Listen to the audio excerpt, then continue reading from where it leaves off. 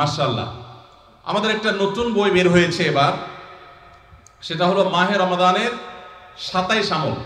এই যে বইটা একটা হাতের সামনেও আছে, মাশাআল্লাহ। এটা মূলত আমাদের একটা বক্তব্যের নির্যাস। এর আগে সোনাইমুড়িতে একটা বক্তব্যে আমরা মাহে রমজানের উপরে একটা গবেষণা করে 27টা আমল করার আলোকে বের করেছি, সেটা উপস্থাপন করেছি, পরে এটাকে বই আকারে আনা হয়েছে। এখানে রমজানে আপনি কি কি করবেন তার সবগুলোর তালিকা দেওয়া আছে। অতএব এটার আলোকে আপনি আমল করতে পারেন, চাইলে ভিডিও বক্তব্যটা শুনে নিতে পারেন। একবার সকাল থেকে রাত পর্যন্ত একটা সুনির্দিষ্ট রুটিনের মধ্য দিয়ে কাটাবেন, আর কিচ্ছু করতে পারেন না পারেন, শুধু একটা কথা বলে যাই, রমজান মাসে ফরজ রোজা রেখে অন্তত কোন প্রকার হারাম কাজ, গুনাহের কাজ করবেন না। বাস এটুকু যদি করতে পারেন ইনশাআল্লাহ আপনার রমজান সাকসেস। চেষ্টা করা যাবে না ইনশাআল্লাহ?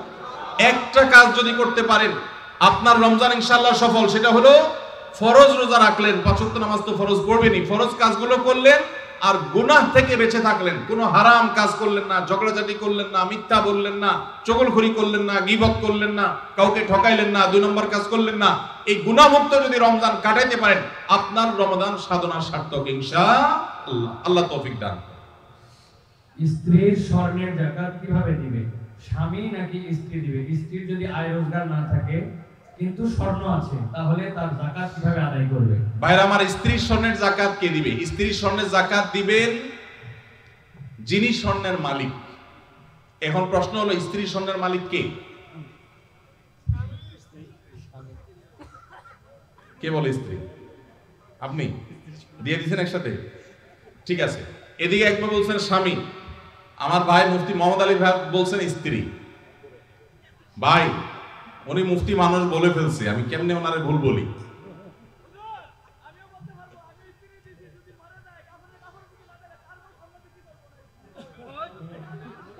মাশাআল্লাহ মাশাআল্লাহ, আমার পক্ষে লোক আছে।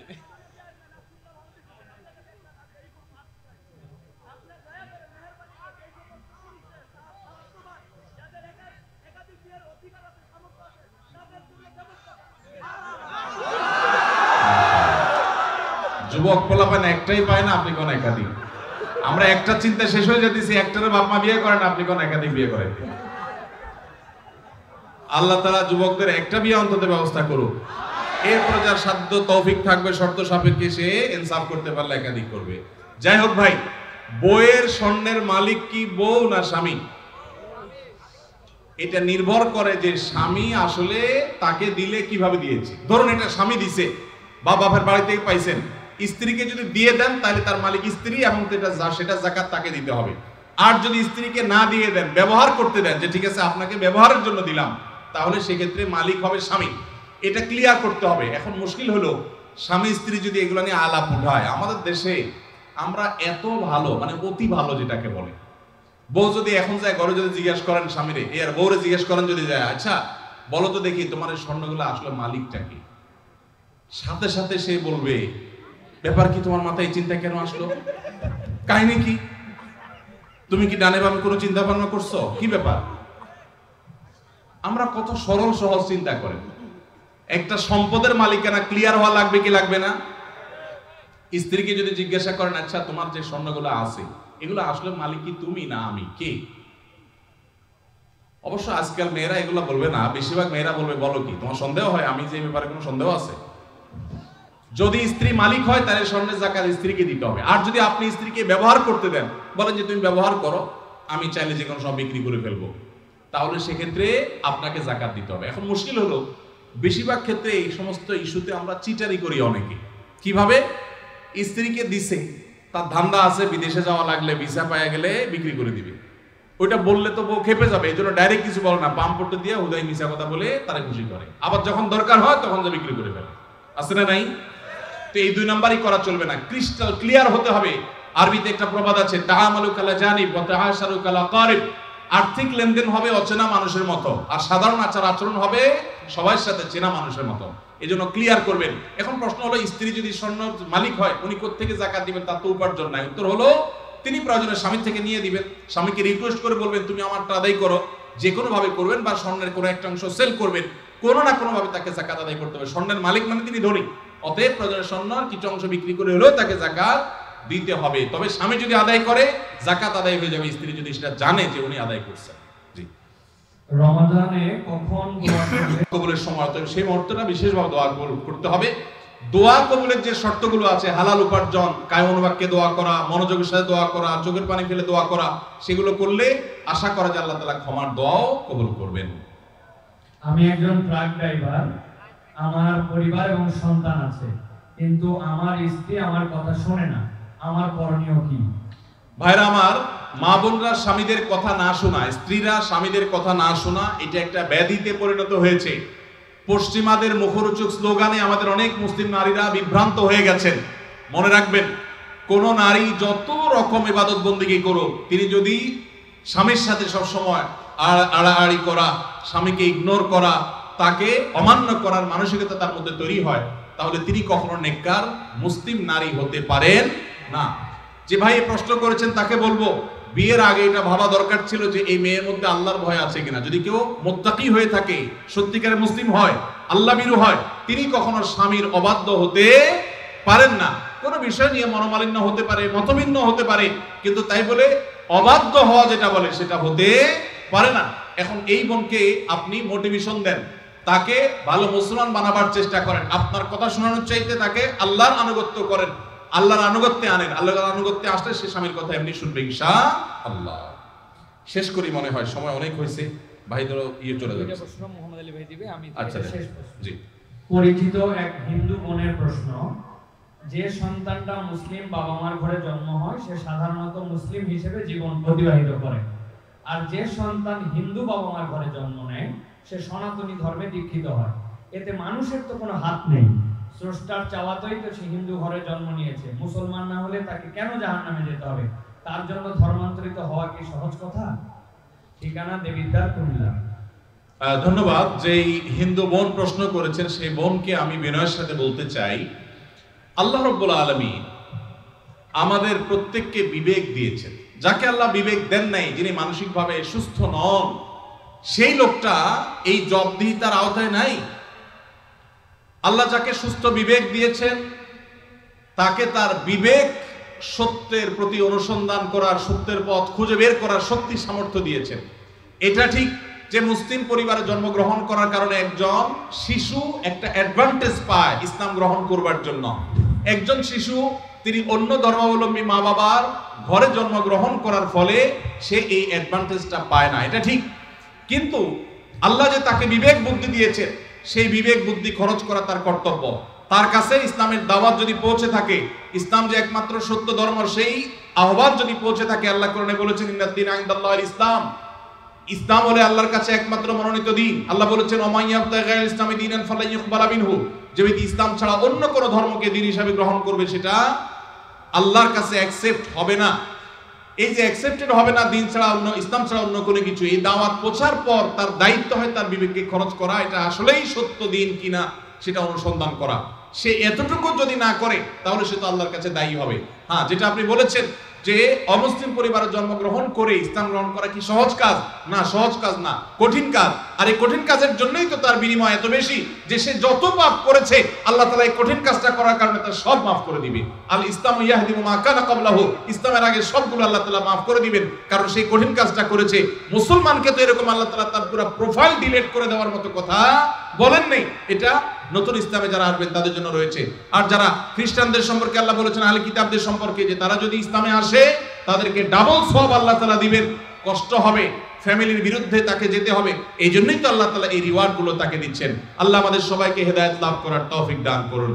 কাউকে আল্লাহ তাআলা মুসলিম বাবা মার ঘরে জন্মগ্রহণ করিয়ে অ্যাডভান্টেজ দিয়েছেন, কাউকে আল্লাহ তাআলা মুসলিম সোসাইটির মধ্যে রেখে অ্যাডভান্টেজ দিয়েছেন, কাউকে আল্লাহ বিবেক বুদ্ধিতে শার্প রেখে তাকে অ্যাডভান্টেজ দিয়েছেন। অ্যাডভান্টেজ সবাই কম বেশি পাচ্ছে, তবে আমাদের কাছে শুধু নিজেদের দুর্বলতাটাই চোখে পড়ে। আল্লাহ আমাদেরকে হেদায়েতের পথে পরিচালিত করুন, আমিন। স্বামী আদেশ করলে কি? ভাই আপনারা উঠা বসা করেন না, একটু বসেন, আমরা আর কয়েকটা প্রশ্ন উত্তর দিয়ে শেষ করবো ইনশাআল্লাহ। জি। স্বামী আদেশ করলে কি শুধু শাশুড়ির সেবা করতেই হবে? সেবা করতে গিয়ে অনেক সময় আমি অসুস্থ হয়ে যাই, এক্ষেত্রে ইসলাম কি বলে?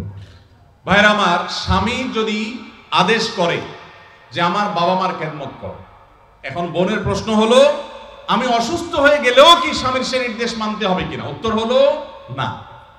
যদি এই পর্যায়ের হয় যে আপনি শ্বশুর শাশুড়ির সেবা করতে গিয়ে আপনি সুস্থ না থাকেন, এই পর্যায়ের আপনার সেবার প্রশ্ন আসে, তো আপনি নিজেকে অসুস্থ করে ফেলে তারপরে শ্বশুর শাশুড়ির খেদমত করতে হবে, এত কঠিন নির্দেশ ইসলাম আপনাকে দেয় নাই।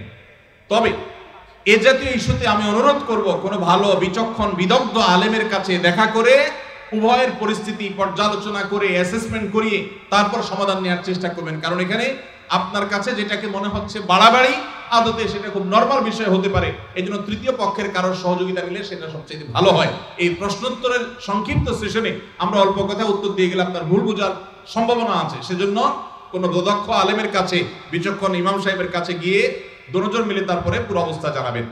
শরীয়ত মৌলিকভাবে মেয়েদের জন্য শ্বশুর শাশুড়ির খেদমত করাকে ফরজ ওয়াজিব করে নাই, কিন্তু স্বামীর প্রতি তার যে শ্রদ্ধা ভালোবাসার দাবি আছে, সেই দাবি থেকে যে স্বামীটা সারাদিন আমার সংসার সন্তানের উন্নতির জন্য কষ্ট করে, সেই স্বামীটা অগোচরে তার উপরে কর্তব্য তার বাপ মার সেবা করা। তিনি যেহেতু আমার কাজে গেছেন, আমি তার জন্য একটু হেল্প করলাম, তার হয়ে একটু কাজ করলাম।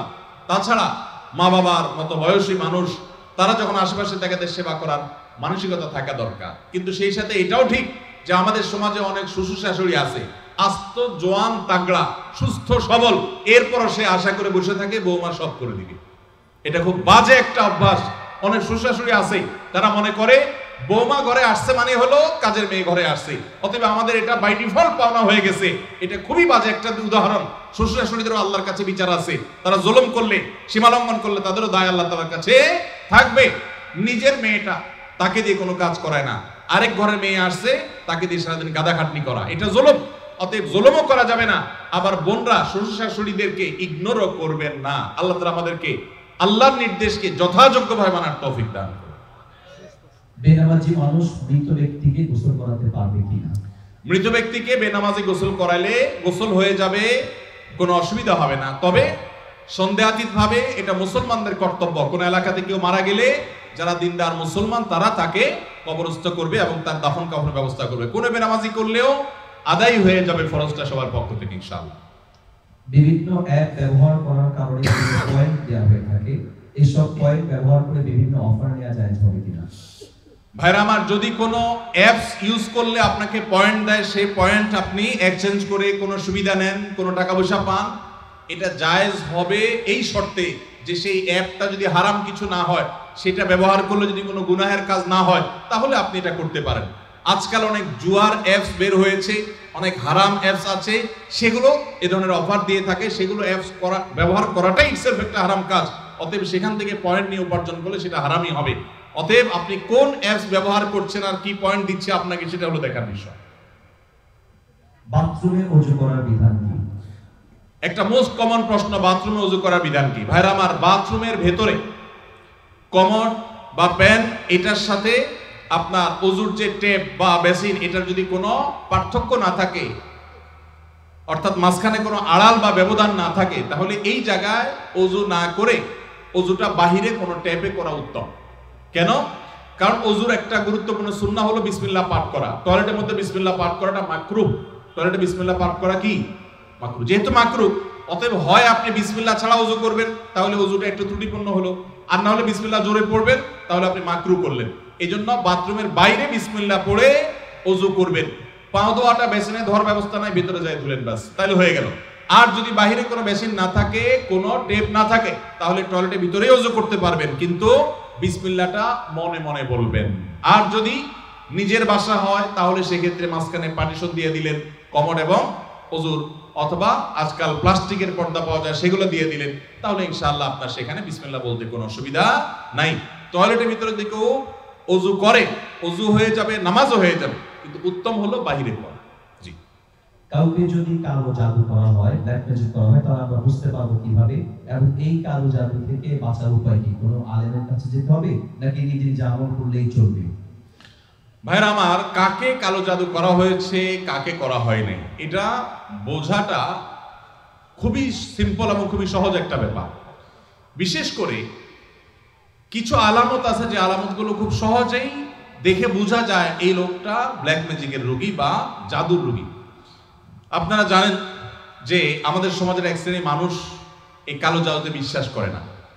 যদি কেউ কোরআনের জীবন্ত মুজিজা আর অলৌকিকত্ব দেখতে চায়, তাহলে সে কালো জাদু গ্রস্ত রোগীর মধ্যে কোরআনের আয়াত দিয়ে যে ট্রিটমেন্ট করা হয় এটা দেখে সে আল্লাহর কুদরত দেখতে পাবে, কোরআনের মিরাকল দেখতে পারে। তো কালো জাদু এটা কোনো মানুষকে আক্রান্ত করলে সচরাচর সাধারণত কোনো ওষুধে কোনো কাজ হয় না, কোনো চেক আপে কোনো রোগ ধরা পড়ে না, দিন দিন অসুস্থ হয়ে যায়, খুব ভয়ঙ্কর একটা পর্যায়ে চলে যায়।